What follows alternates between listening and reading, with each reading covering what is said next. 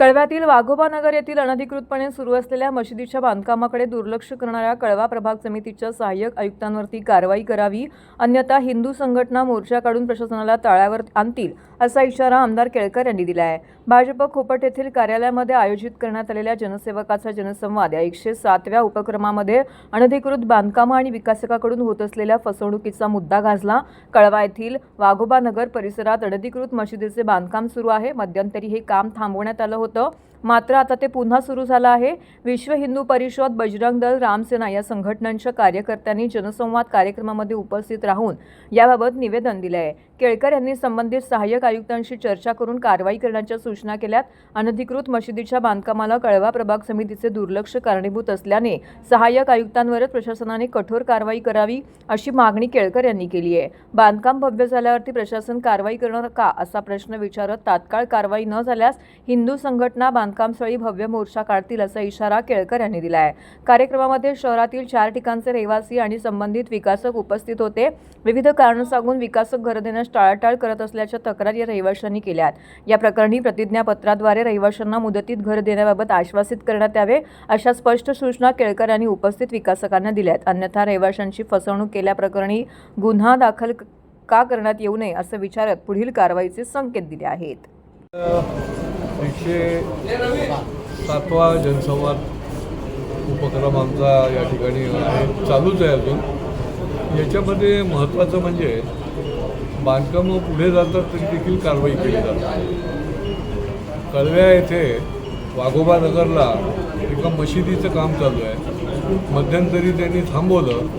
आज विश्व हिंदू परिषद, बजरंग दल, रामसेना हे सगळे लोक आज इकडे माझ्याकडे आले होते।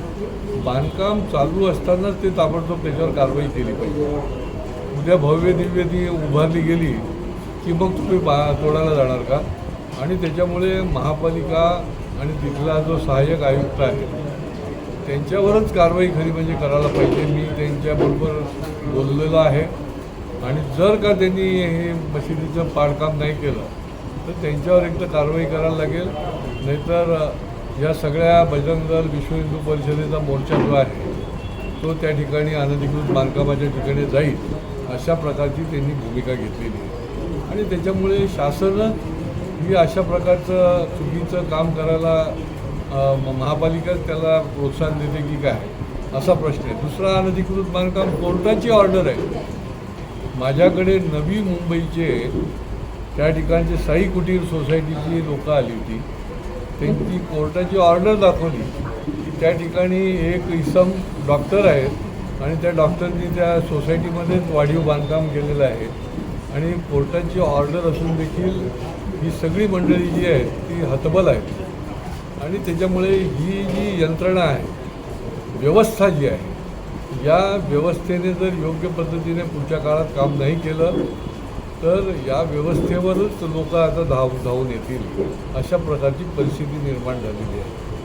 दुसरा, बिल्डरची फसवणूक हा कॉमन विषय झाला। आज 4 ठिकाणचे विकासक आणि त्या ठिकाणचे रहिवासी अशी दोन्ही बाजूचे लोक जे आहेत ते आज या ठिकाणी आले होते आणि त्या ठाणे शहरामध्ये तर पुनर्विकासाची कामं चालू आहेत। जुन्या इमारती झालेल्या आहेत, त्या पुनर्विकासाकरता विकासकांनी घेतलेल्या आहेत। निरनिराळी कारणं दाखवून ते त्याला विलंब करतायत, प्रलंब करतायत आणि त्याच्यावर कुठल्याही प्रकारचा काही अंकुश राहिलेला नाही अशी परिस्थिती आहे। आणि त्यामुळे त्या लोकांच्याकरता देखील मी स्पष्टपणे त्या विकासकाला सांगितलेलं आहे की एक तर यांच्याबरोबर बसून तुम्ही अंडरटेकिंग त्याला देऊन कशा पद्धतीने तुम्ही हे काम पूर्ण करणार ते सांगायला लागेल, अन्यथा आम्हाला भूमिका घ्यायला लागेल की तुम्ही रहिवाशांची चिटिंग केलेलं आहे, दिशाभूल केलेली आहे, फसवणूक केलेली आहे आणि तुमची MTID खाली का नाही तुमच्यावर गुन्हा दाखल करायचा। तर त्याच्यामुळे या 2 दिवसामध्ये ते त्या तिथल्या लोकांबरोबर बसून ते मार्ग काढणार आहे। वर्तकनगरला देखील इमारत पूर्णपणे बांधून तयार आहे, म्हाडाच्या आधीच्या अधिकाऱ्यांनी पैसेही घेतले यांच्याकडनं, बिचाऱ्यांकडनं। खरं म्हणजे काही गरज नाही। त्यांची दुकानं जी आहेत ती दुकानं त्या ठिकाणी त्यांना हँडओव्हर करायला पाहिजे। वरची जी रेसिडेन्शियल इमारतीतले जे लोक आहेत त्यांना यांनी OC घेतली आणि खाली जी दुकानदार बिचारे आहेत की जे 8-8 वर्ष वाट पाहत आहेत की आम्हाला आमचं कधी मिळणार आहे आणि त्यांना तो ताबा दिलेला नाही. काय कारण आहे? याच्या पाठीमागे आतबट्ट्याचा व्यवहार असल्याशिवाय एवढा डिले करण्याची काही गरजच नाही. मी म्हाडा विभागाच्या तिथल्या CEO ला मी स्पष्ट सांगितलं की आधीच्या CEOने यांच्याकडे पैसे घेतले तरी त्यांना दुकानं मिळाली नाहीत. आता जर दुकानं नाही मिळाली तर आम्ही ती दुकानाचं कुलूप काढू आणि त्यांना न्याय देण्याचा प्रयत्न करू.